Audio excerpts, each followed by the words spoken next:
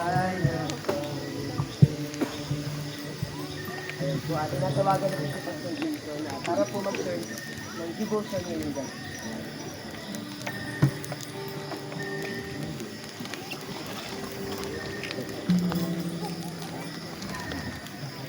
Po, ayan. So, magandang gabi po sa ating lahat. Ako po si Pastor Jason ng GMCCI Tanay. Kasama po ang praise team din ng GMCCI Tanay po.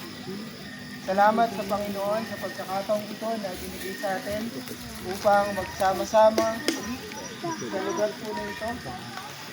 Alam niyo po, 7 years ago,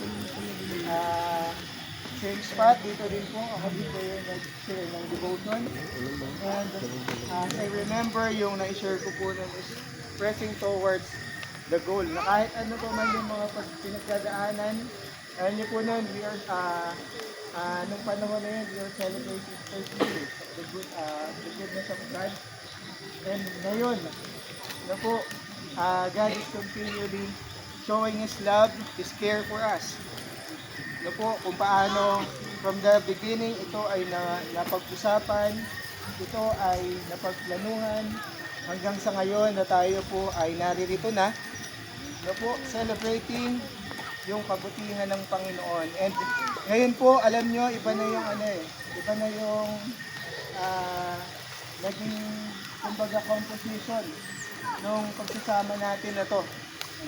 Kasi kung noon, may mga hindi nakasama, ngayon po nakasama na. At hindi lang tayo yung nakasama. Meron dito talagang buong pamilya yung nakasama. Yung mga bagong members ng BMCCI, yung mga old members ng BMCCI, andito lahat showing that God's mercy, God's love, God's grace for us is truly an amazing thing to celebrate. Tama po? So ngayong gabi po, I want to share yung pag-ibig ng Diyos. Ano po? Kasi nga po yung pinaka-tema natin is love one another with unity. Ano po? Tama? So, allow me to share sa John 13 verse 34 and 35. Sabi po dito, isang bagong utos ang sa inyo ibinibigay ko, na kayo'y mga kaibigan sa isa't isa, na kung paanong iniibig ko kayo, mga kaibigan naman kayo sa isa't isa. Verse 35, sa ganito'y mga kikilala ng lahat ng mga tao na kayo'y aking mga alagad, kung kayo'y may pag-ibig sa isa't isa. Ano po? So, we are talking about sa pag-ibig. Ano po? If we love God, we love one another. Tama po ba yun? Amen. Amen. At kung mahal natin ang bawat isa, dun tayo mapagtitilanlan na tayo nga po ay mga mananampalataya. So, ito pong binasa natin, John 13:34 and 35. Sabi ni Jesus sa kanyang mga disipulo, isang bagong utos ang aking sinasabi para sa inyo, sinusulat, upang sa gayon, makita nila that loving God must be commanded. Why? Bakit? Bakit nila ituro sa kanila yung pag-ibig sa Diyos? Kasi nga po, di ba, alam naman natin yung mga disciples, sila po ay alam yung Ten Commandments. Alam nila kung ano yung kautusan ng Diyos. And God is always telling them that they must love God. Kaya lang, pinapahayag po dito that yung sinasabi ni Jesus na bagong utos. Kumbaga, alam ng Panginoon ang status ng puso ng bawat isa. Ito, alam ng Panginoon kung ano yung nilalaman.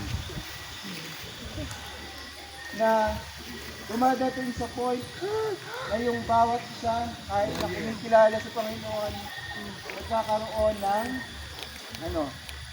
na hindi mga pagkakaunawaan. Dadating yung time na yung pag-ibig sa kapatid, sa bawat isa, ay nawawala na ng kabuluhan. But Jesus reminded His disciple before He leaves, bago siya umalis. Ano po? Bago siya mamatay sa krus, bago siya bumalik sa Diyos Ama, He reminded His disciple that they need to portray or show care and love for one another. So makita natin dito, una po,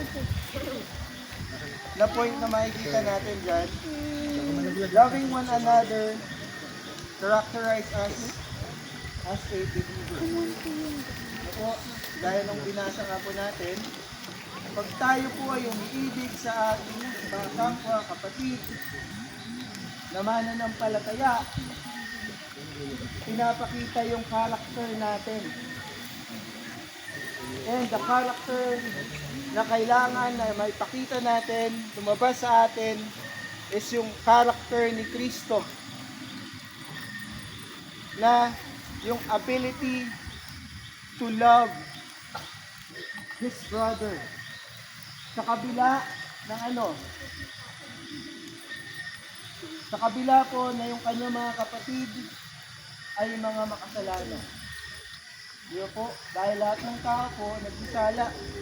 Pero hindi pinahiya ng Panginoon na tawagin ng mga kapatid yung mga makasalanan yun. Diyo po.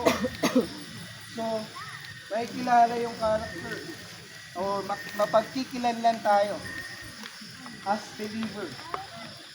Tama po. Kung nagmamahal tayo sa ating mga kapatid, sabi nga po dito, this love is meant to be a distinguished characteristic of a Christian. Kung Kristiyano ka, marunong ka dapat magmahal. Nagmamahal ka dapat sa iyong kapatid. Nakakatuwa po yung sabihin natin, transformation to church ng BMCCI. Kasi po, sa simula pa lang po parang ang nangyari po na mga nagiging believer po sa church is isang miyembro ng pamilya, mga kabataan, mga nanay. Bibihira po yung may mga kumbaga buong sambahayan. Pero ngayon po, yung kalagayan, yung state ng church, ng BMCCI, makita po natin pamilya lang. Yung tinawag ng Panginoon. Di ba? Na nakakatuwa kasi ibig sabihin, ando na yung love, ando na yung pagmamahal, at binibuild tayo bilang isang pamilya ng Diyos. Magkakapatid sa Panginoon, tinuturuan tayo to care for one another. Ano po? At alam niyo po, pinapakita lang doon na na pag tayo po ay nagmamahal sa ating kapatid, that is visible, o kumbaga yan yung malinaw na ebidensya that you are a Christian. Kung marunong ka magmahal sa kapatid mo sa Panginoon, ikaw ay tunay na mananampalataya. Ano po? So, ibig sabihin, bilang mananampalataya, although magkakaroon tayo ng mga hindi pagkakaunawaan, may mga bagay na hindi na pagkakasunduan, normal naman po yun sa pamilya, tama po. Pero ang mahalaga po, kahit na may mga ganun tayong mga circumstances na pinagdadaanan, at the end of the day, we love each other. Tama po?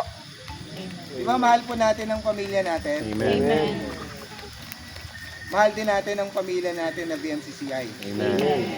At nakakatuwa po, tingnan nyo po Natin, Tanay, Valley View, Main Church. O sa Main Church, may tribo tayo, may Brookside tayo. Iba-ibang, may Monte Vista, may Valley View pa. Yan po, di ba? So talagang ibig sabihin, composition ng iba't ibang nilalang, iba't ibang pamilya, but we are united in this congregation. No po, na anong pinapakita lang, hindi man tayo totally talaga yung nagkikita araw-araw, but with the love of God, with the love of Christ in us, enough para ituring natin ang bawat isa na pamilya natin. Na po, na ating kapatid sa Panginoon. That is one thing na dapat natin i-treasure. Si Jesus Christ, hindi siya kumbaga nagdalawang isip. Yung character na mag-add value, alam niyo yung add value? Hindi yung value added tax ha. Diba? Add value, ibig sabihin, ituturing mo yung isang tao na mahalaga. Ituturing mo yung isang tao na may worth. Kasi gano'n naman yung ginawa sa atin ng Panginoon, tama po? So, ibig sabihin, bawat isa na naririto ngayong gabi ay mahalaga sa Panginoon, therefore, mahalaga tayo sa bawat isa. Pakitapik nga yung katabi mo, mahalaga ka sa Panginoon, Mahalaga ka sa Diyos. Mahal kita. Mahalaga ka. Di ba po, ang sarap pakinggan, ang sarap na maramdaman that merong nagmamahal sa atin ng tunay at lubos. Kaya PMCCI, mahal ko kayong lahat. I love you too. I love you too. And we are adding value to each other.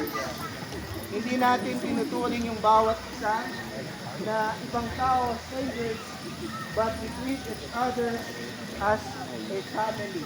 Ano po? Alam niyo po yung PMCCI, alam niyo po yung tatlong pillar, Christian, community, church. Kung isipin po natin, that is, kumbaga, isang ano yun eh, kumbaga isang yun. Yun po, yung Christian, tao, yung community, tao, yung church, tao. And we are one in Christ.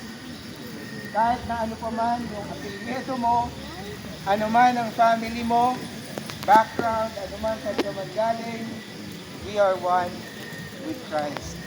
And we are celebrating 37 years ng kabutihan ng Panginoon. Po, hindi po 37. Kaya Sabi mo 37. Hindi po 37 years na sa church. 37 years old. Ibig sabihin, nung pinanganak ka, same time, same day, na yung PNCCI ay nag-build.